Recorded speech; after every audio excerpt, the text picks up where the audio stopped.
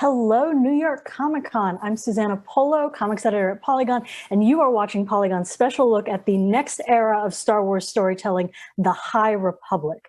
Set centuries before Anakin or Luke or Rey walked across the stars, this new saga features a brand new cast of characters navigating the galaxy during the golden age of the Jedi. But at the start of these new stories, which are coming in books and comics aimed at every type of Star Wars fan from 9 to 99, a catastrophic event changes the world of Star Wars forever and calls a whole bunch of Jedi into action. It's known as the Great Disaster, and Lucasfilm has been kind of mum on it so far. So we're going to kick things off by learning exactly what happens to demand a response from every Jedi in the galaxy. And we're going to welcome our panelists who are all working on all of these books and comics, writers Charles Soule, Justina Ireland, Cavan Scott, Claudia Gray, Daniel José Older, and Lucasfilm creative director Michael Sigling. Unfortunately, Jen Heddle, who's the executive editor of Star Wars books, couldn't make it today, so I'm just going to get to pepper Michael with all the questions I was going to ask her instead. So let's get started with Michael. What is the Great Disaster? So the Great Disaster is the big inciting incident for the start of our High Republic publishing. Excuse me. It's a time when the galaxy is at peace, right? Great peace, great prosperity. And we have the Legacy Run, which is this massive cargo ship traveling through hyperspace, going out to the frontier, and it's bringing cargo and supplies, people looking to start a better life out in the Outer Rim. And as it travels through hyperspace, alarms start to blare, and we realize that there's something in hyperspace. And the Legacy Run is on collision course with it. And needless to say, there's a disaster, and it's a great one, with pieces of the Legacy Run, including its cargo containers, the supplies, and most importantly, all of the passenger cars rocketing out through hyperspace toward all of these unsuspecting planets. And at that point, that's when the cry goes out for help, and the Jedi of the High Republic answer that cry. And that is the thing that kicks off the big initiative that all of our luminous authors are writing about to start. Well, I guess it's kind of easy to see how that would be something that would be all hands on deck for the Jedi. But we're not so far back in the Star Wars timeline that there aren't like a couple familiar Jedi faces running around. So I'm going to start with Daniel, who's working on High Republic, a new comic book series for IDW. And we recently learned that Yoda plays a role in your comic. So where is Yoda before the Great Disaster, and where does he wind up heading? So Yoda is where he loves to be the most, which is hanging out with some of the young Jedi, the Padawans that are in training at the time of the High Republic, when the Great Disaster hits. And we meet up with him in the IDW, the High Republic Adventures comic, a little bit after, when there are other fallouts from the Great Disaster happening. And he's traveling around with his Padawans, and they need to jump into action. There are valuable lessons to be learned, and there are lives at stake, and that's when Yoda is at his best. Mm-hmm. So we're going to move on to Justina. You're writing this character for Nestra Woe, who's the main character in your YA book, Test of Courage. She's only 16, but she's already a Jedi Knight. And she's definitely, jumping straight into the Great Disaster. How does she compare to some of the other young characters we've seen in other Star Wars stories? And what's sort of her connection to the greater Star Wars galaxy?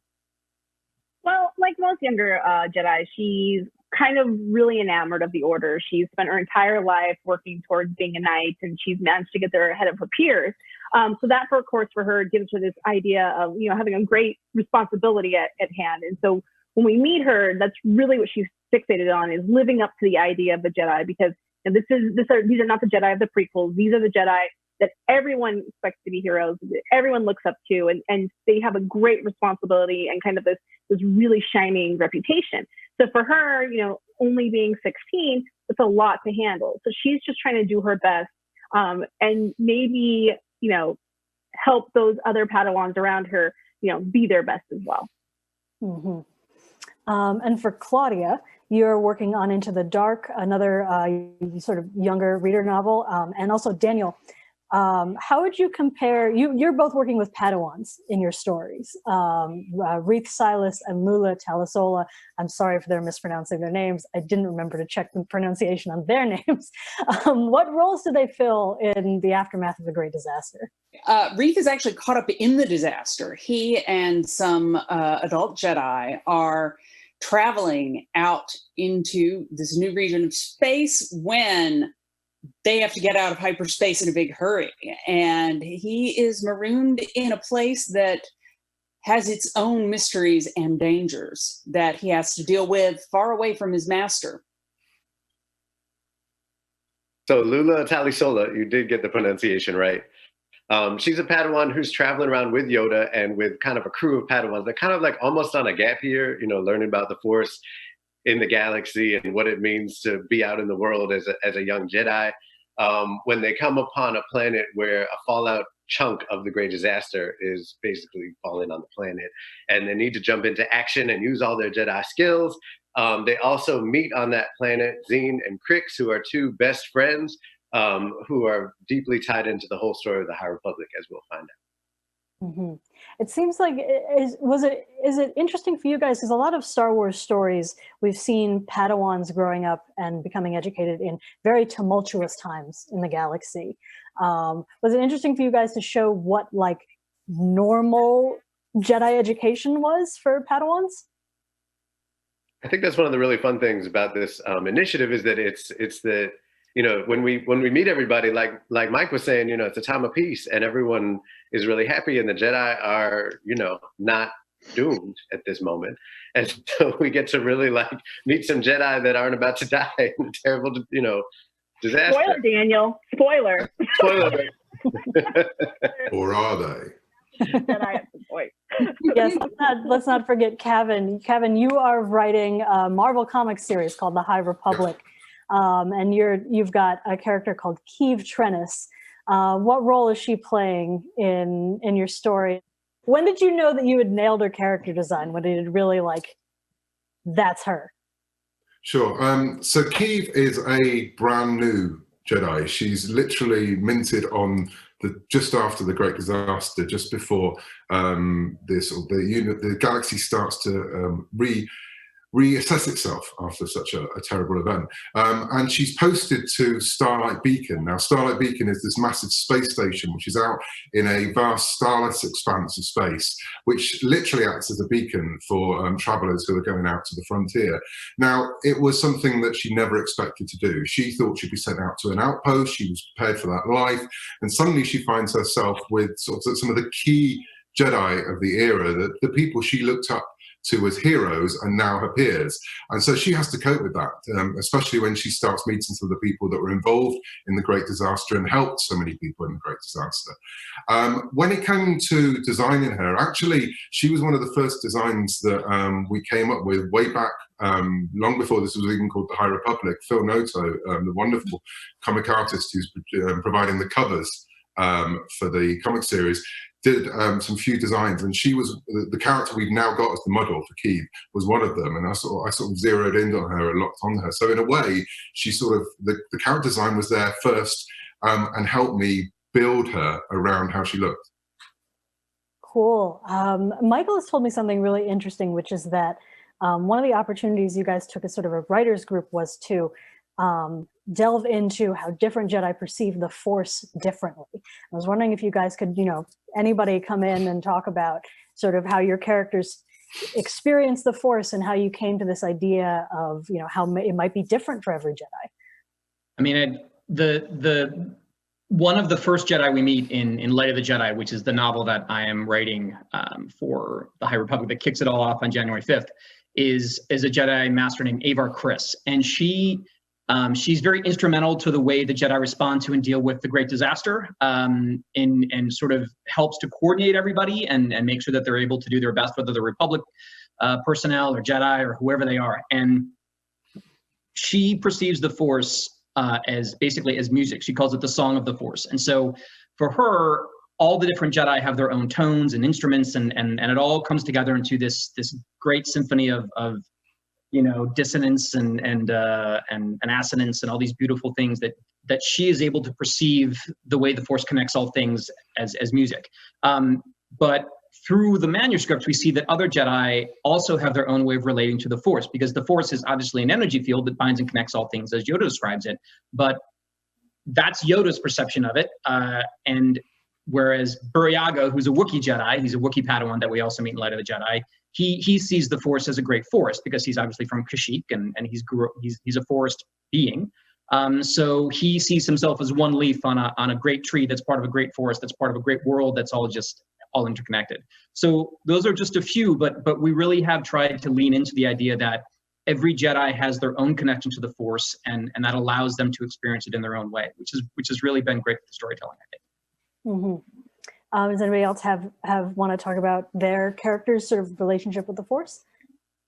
Yeah, so kind of like what Charles was saying, for Vernestra, she sees herself as a small stream, in a stream that flows into a river, which flows into a sea, and that's for her is the Force. Is this idea of all these different waters coming together into this greater. So like I think that's one of the things that's kind of cool about dealing with so many Jedi is we don't get that one perception of what the Force looks like. So for each of them, it's a very personal connection, which you kind of would think it would be. But it's also great because it's fun because you can kind of foreshadow some character arcs a little bit with how they see the Force as well. Yeah, it's definitely true for Key. She sees the Force as a tapestry, this massive work of art that spreads across the universe, full of different threads on the sort of the warp and the weft of the galaxy. The thing for Key that she's yet to find her own thread in that. And so she can feel overwhelmed by stepping back and seeing the big picture and not seeing how she fits into it. Yeah, similarly with Lula, right? She's a Padawan. She's learning so much about the Force, and there's the deep kind of philosophical side of the Force, and then there's like the training and the combat and all the other levels. And what she knows is she wants to be the best, and she wants to figure out how to excel in every possible way. And she loves the Jedi Order, and so she sees it as a mountaintop, and she sees the Force as like somewhere to get better at and better at. But what's cool about telling these long form stories is like that's an ever evolving thing. Like everyone said, like her relationship to the Force and to her fellow Padawans and Force users is growing and changing as she goes on different adventures. So we get to see that evolve with her as she grows. With Reith, one thing about him is he's not as strong in the Force as many Jedi are. I mean, he made the cut, but he has to work a little harder than some do. And so I guess I would say if we were going to be picturing it, the thing that comes to mind for me would be sort of a spider web. In some ways it's very strong. Some ways it's very delicate and it can be difficult to see. For him, that's something that he really has to search out, but he is very dedicated to finding the patterns.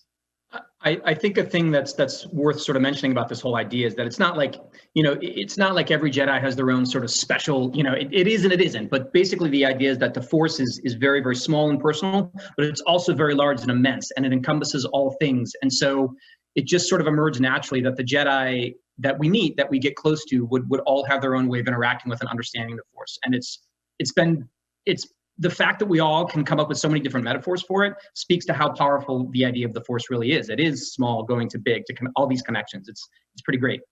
The other nice thing is that it makes it very, very personal, right? So, excuse me, we're talking about a story that begins with quite literally a great disaster. And it's a story of epic proportions, but at the same time, it becomes a very, very personal story for each one of these Jedi, from the great disaster and on and on and on. There's a lot more story to tell. That's just what kicks it off for us. So we've been talking a lot about Jedi, but I think everybody knows that there's more in the Star Wars universe than just the Jedi Knights. Do you guys have any favorite side characters or droids or weird aliens that you got to bring back for your stories? I'm going to jump in on this one because without giving away who or what the character is, Geode from Claudia's Into the Dark is definitely one to watch. Won't make sense now, but in a couple months from now, you're gonna love it. In the IDW series, there's a creature called a crew that's named Cham Cham. That's someone's pet, and it's basically like every Cuban has a tia who has a Chihuahua that will like kill anything nearby and like destroy an entire family if it needs to. But it's really cute. But it'll pee on stuff too. That's Cham Cham. But he's kind of like a pig or a bat or a scorpion all mixed together. It's not entirely clear. You want to cuddle him, but you don't want to get maimed by him and torn apart into little pieces. So it's my personal favorite.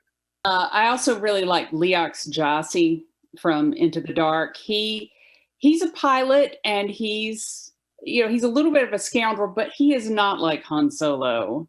I basically thought, what if somebody had given early days Matthew McConaughey a spaceship?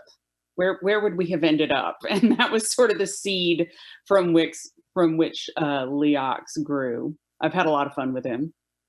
So I was going to mention a couple of, they are still Jedis, but they're really interesting characters, which are a pair of twins on the station, which are Serit and Terek, who are basically so interlinked that they are basically one mind across two bodies, which is really interesting to write in a comic because they don't even have to be on the same page and they're finishing each other's sentences. So for the Jedi around them, they're a bit of a trial because these two are so in sync that everyone else feels out of step. Even the most dedicated, loyal, centered Jedi of all can feel out of their comfort zone with them. There's a character, a creature on a planet called Elfrona in the story that is called the creature's called a Charhound, and the actual name of her is Ember. And she's basically she's a dog, but her coloration is she looks like a campfire that's burned down. So there's spots that are bright red and bright orange, but there's also a lot of sort of black and gray, and she's really beautiful. And she sort of is like a stray that's befriended by some of a group of our main characters in Light of the Jedi, and she does some really, really cool things. And it's just neat to write, like putting in creatures and animals and pets and things like that into Star Wars stories really opens it up in a really fun way. Doesn't always have to be droids, I guess, I mean, we, in a way, building a new era of Star Wars, particularly one that's like so far in the past and so disconnected from the movies, is kind of, I mean, it's almost like you're building a new Star Wars in a real way, like it's an entire world building project. What was that like? Was that scary, or was it freeing to know that you were going to have to bring so much, but at the same time still keep it feeling familiar? Well, I will say it wasn't that hard. We do this stuff all the time. We're cool. We literally make up worlds for a living. So the hard part is coming into the project with the reverence that Star Wars deserves, and like realizing that you're kind of we always kind of talk about the expanded universe. A lot of us grew up reading those books, so it's inevitable that people are going to draw that comparison between the new books and the expanded universe. So trying to find that fresh story that you want to tell, but also honoring the stories that come before, that I think is the harder part than just like loving Star Wars, because it's easy to love Star Wars. That's not difficult.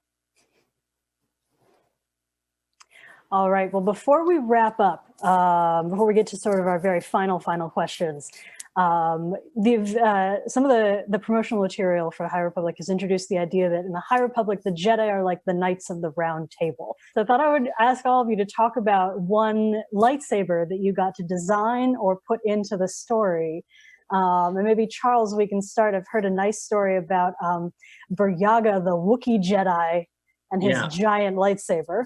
So as we've seen from Chewbacca and the other Wookiees we've met in the storytelling, Wookiees are very, very, very strong, and a standard lightsaber in the hand of a Wookiee would be like trying to fight with a toothpick. So they need something that's a little bit more robust.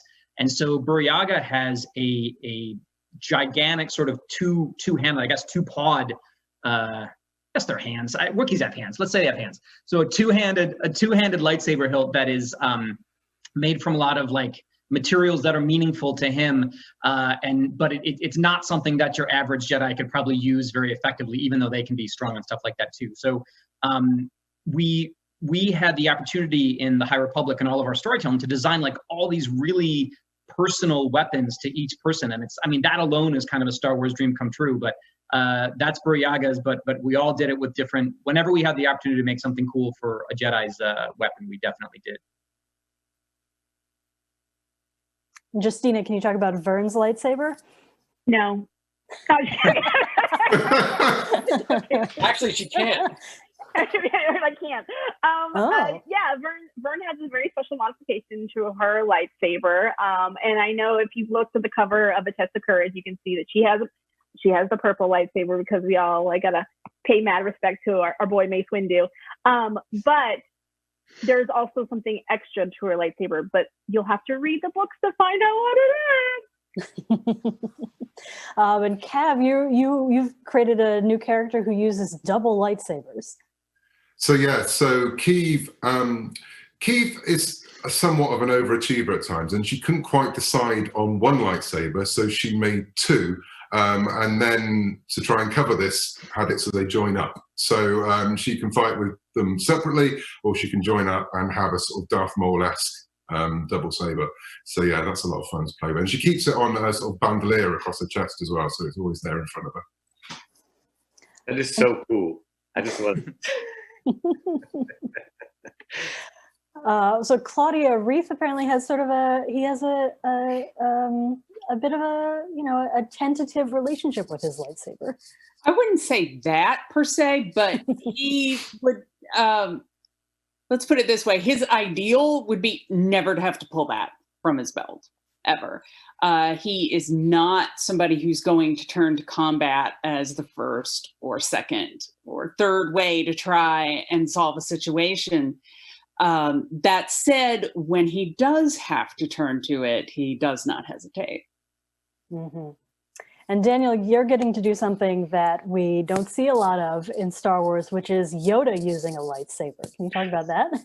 So it's the same green lightsaber that we've seen Yoda with before, but we've seen him as a little old wizened man, and we've seen him as an elderly statesman, but we haven't yet seen Yoda as an adventurer out in the world, going into battle to the degree that, he is going out there and fighting the good fight in IDW's The High Republic Adventures. So this is an exciting time for Yoda. Maybe Michael can tell me whether or not I'm allowed to ask this, but is there a significance that you guys have given to gold lightsabers in the High Republic? And can you talk about it? I don't know if it's so much of a significance to gold as it is just the idea that this is a golden era of the Jedi, and even using that color for everything it represents, even in our world, right? To Rome at its height or Greece at its height. So I think that's where part of the gold comes in. But to connect the lightsaber question to even your earlier question, being able to craft new sabers and new Jedi and this whole new era is incredibly exciting and a ton of fun and a lot of pressure at the same time, right? We realize, what we're trying to do. We realize what we have to live up to. What we started with was the very simple question of what do we love about Star Wars? And that's what we want to see in these books. And that's what we're trying to do, with all of the books and comics that we're creating, is to show the Jedi at their height, to show that golden age through many different lenses for all sorts of fans, whether you're a kid coming to this for the first time, or whether you've been watching the movies for 40 plus years. So and happily every one of these authors have completely knocked it out of the park. I think folks are going to be amazed when they see what you guys have crafted and how singular each book can be, and yet how connected they are to each other. It really is exciting to see, and to take that step back and go, wow, look at this. Look at how each of these things are connected, even to stuff that has already come out. The earlier when Claudia was mentioning that they, Reith and the Jedi go someplace, we've seen that place already in fiction. That's out now. That's been out for a while. There are lots of teases already. There's a tease in a book that came out very recently that no one still has picked up on yet. So it's all connected, and that's also part of the fun of getting to work in this new era, is to bring the Star Wars that we know and love into the High Republic. All right. Well, we're gonna sort of do our wrap up here, but before we leave, sort of speaking of stuff that we haven't seen yet, Michael, you've got some updates for what's next for the High Republic, even after all these good folks here books are out and we get to see them. Sure. I can't reveal too much, but I'm honored to say that Cav will be writing the next adult novel from Del Rey. That Justina is writing the next YA from Disney Lucasfilm Press, and that Daniel is writing the next middle grade from Disney Lucasfilm Press as well. And even more exciting news is that, I shouldn't say it's more exciting news, but Titan for Insider has published original fiction for years and years, and they haven't for the past several. And I'm really happy to announce that serialized fiction is coming back to that magazine, and is starting in December with a High Republic story that's going to be written by Mr. Soule. So very exciting times, and a lot more content to come. So as we get closer to that launch, closer to that January date, you're going to be seeing a lot more and more. Check out the StarWars.com, obviously, for lots of updates, as well as Polygon, and hopefully everyone is ready. I don't think you are, but.